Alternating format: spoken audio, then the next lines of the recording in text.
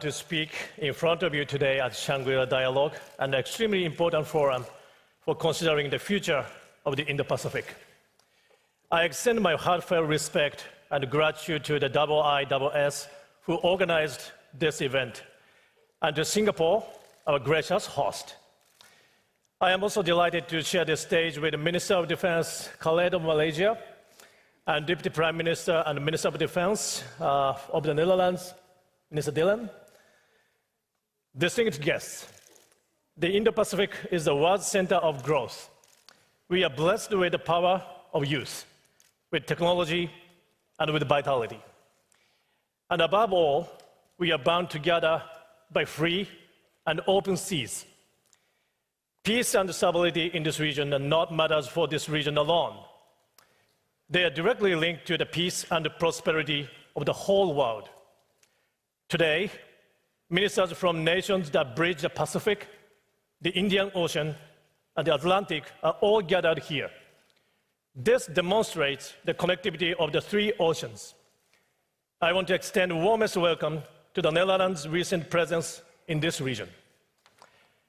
But at the same time, the Indo-Pacific is facing a severe reality. Attempts to unilaterally change the status quo by force or coercion, economic coercion, challenges to the established rules, complex competition, including in cyberspace and information domains, the weaponization of everything. The boundary between peacetime and contingency is becoming increasingly unclear. We are living in a time where social media and AI can be misused, and people's decisions can be shaken by disinformation and information manipulation. So what is really at stake today? It is the freedom of each nation to make their own choices by their own will. Today, we are seeing a situation in which the Strait of Hormuz is unfree and closed. A strait that is neither free nor open. Sea lanes that are neither free nor open. An order that is neither free nor open. Who benefits from such a situation? The importance of a free and open order can never be overemphasized. Distinguished guests, each nation has the power to choose for itself. And on that foundation, we build, protect, and strengthen a free and open region. Japan will work together with all of you to realize this goal. This determination is embodied in the upgraded FOIP, newly set forth by the Takaichi administration. No country should be forced or coerced to take a certain path. Every country must be able to choose its future by its own will. And this region must remain open to all countries that respect our shared rules and principles. This is the Indo-Pacific that Japan envisions. That said, the vision will not be realized just by wishing for it. It requires action. It requires sustained action. In particular, the defense authorities play a crucial role in order to realize this vision. We need to make sure the efforts of each country will not end up being isolated. Operational cooperation, joint training, information sharing, defense equipment and technology cooperation, defense industrial cooperation, structural framework. We must consolidate all these efforts and turn them into effective deterrence and response capabilities. We need three things to make this happen: trust, transparency, and talks. Trust. International law is upheld. Sovereignty is respected. Unilateral change to the status quo by force or coercion cannot be tolerated. Without sharing this conviction, regional order does not make sense. Transparency. Opaque military buildups and action without clear intentions will be the cause of distrust and miscalculation. Transparency is the baseline for reducing tensions and preventing crises. and talks. All nations have different positions. All nations have different views. But that is precisely because we need to have talks. We engage in talks because we have differences. We continue to talk because there exist tensions between us. Japan is always open to have talks with any country. At the ADMM Plus held in Kuala Lumpur last year, hosted by Minister Khaled here, I had the opportunity to have a frank and fruitful discussion with my Chinese counterpart. I am feeling sad that we were unable to have the opportunity to have a meeting this time. But again, we keep the door open to talks. I remain committed to communicating with the countries concerned, including China, for the peace and the stability in the region and of the world. Distinguished guests, Japan will take concrete actions. First, Japan will steadily build up its defense capabilities and make continuous updates with a high degree of transparency. AI, unmanned systems, cyber, space. New ways of warfare using these technologies are spreading across the world. It is only natural that every country is working to update its own defense capabilities in order to respond to these new challenges. Japan, too, will respond to these new developments swiftly, yet steadily. We will do so in order to defend our nation and to contribute to peace and stability of a free and open region. And Japan will carry out this update with a high degree of transparency. What are we developing these capabilities for? And based on what thinking, Japan will move forward while making a clear explanation to the international community. The fundamental reinforcement of our defense capabilities, strengthening our defense production and technology base, and the revision of the 3 strategic documents expected to be done late this year are all part of this effort. Japan will not look away from reality. We will make the necessary preparations with a sense of responsibility.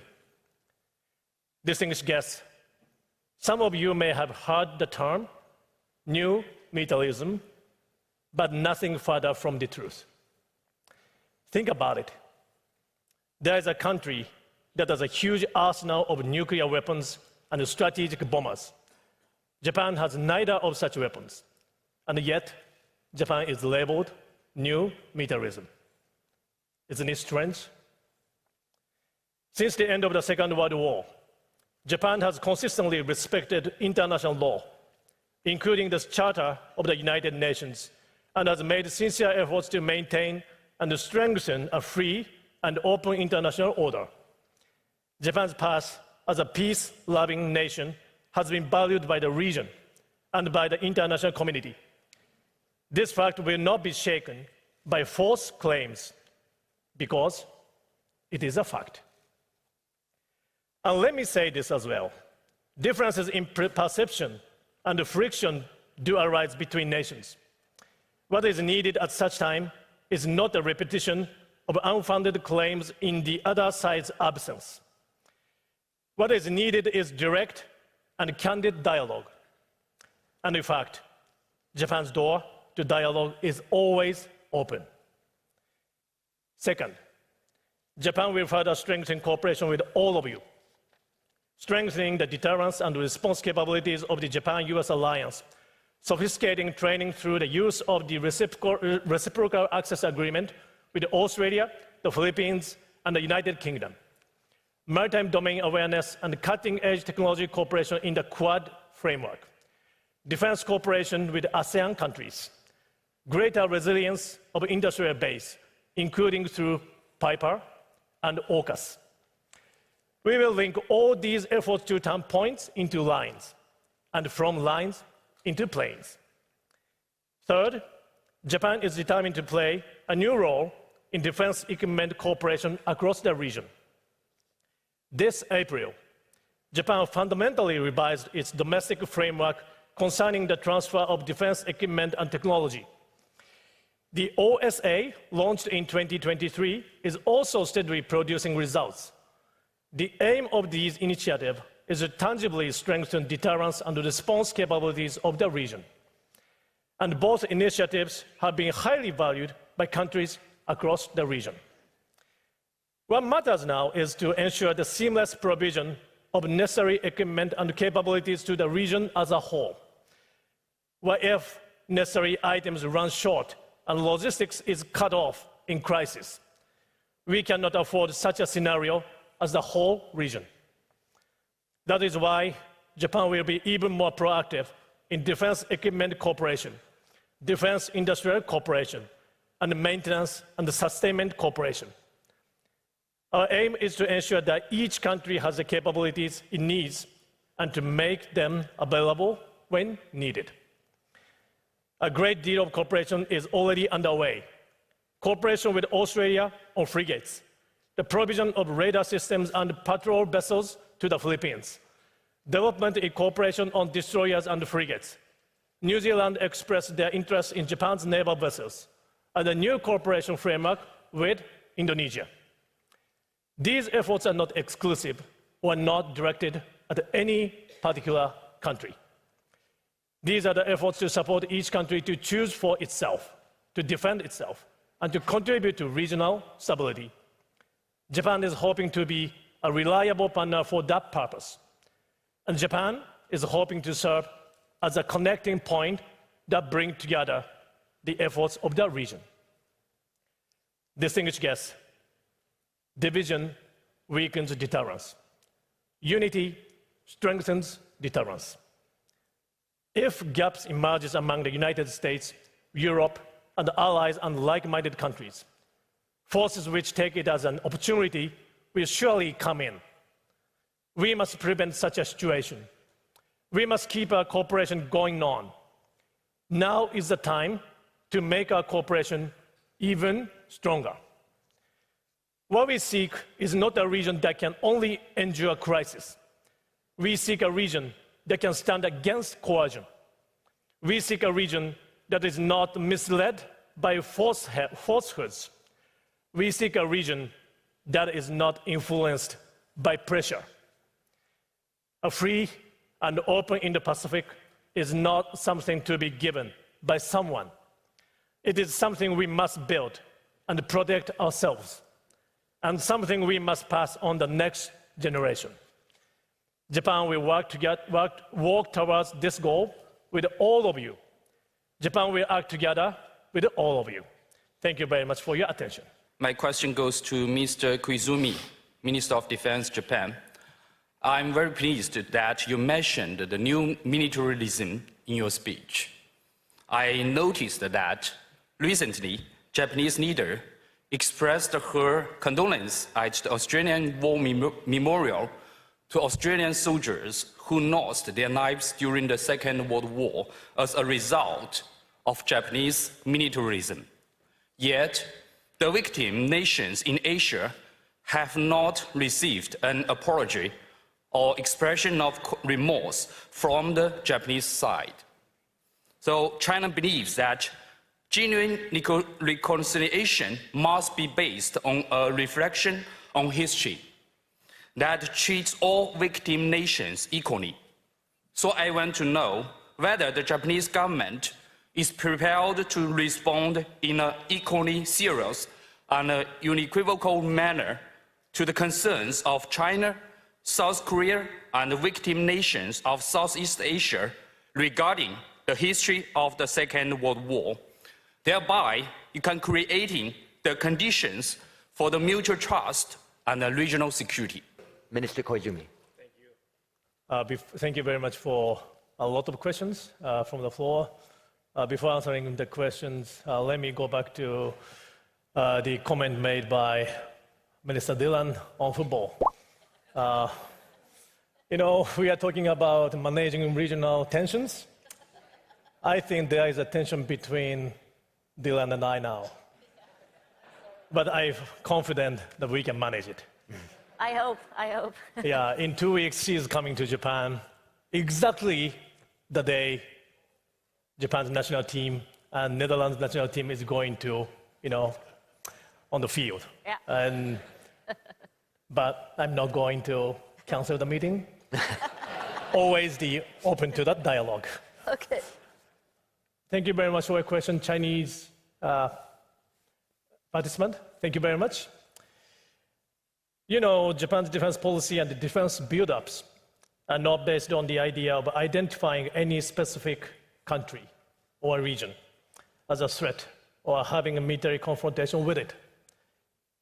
That said, China continues to increase its defense spending at a high level and is rapidly expanding its military capabilities across a wide range of areas without sufficient transparency. China's external approach and military activities are matters of serious concern for Japan and the international community. At the same time, as I told my counterpart, Minister Dong Jun, the Japan-China Defense Ministers meeting last November in Malaysia, Japan believes it is essential to have persistent, candid dialogue and communication without turning our eyes away from concrete and difficult issues, precisely because challenges exist. Japan's door is always open. The Ministry of Defense will continue to use various channels and every available opportunity to communicate firmly with the Chinese side. So please give my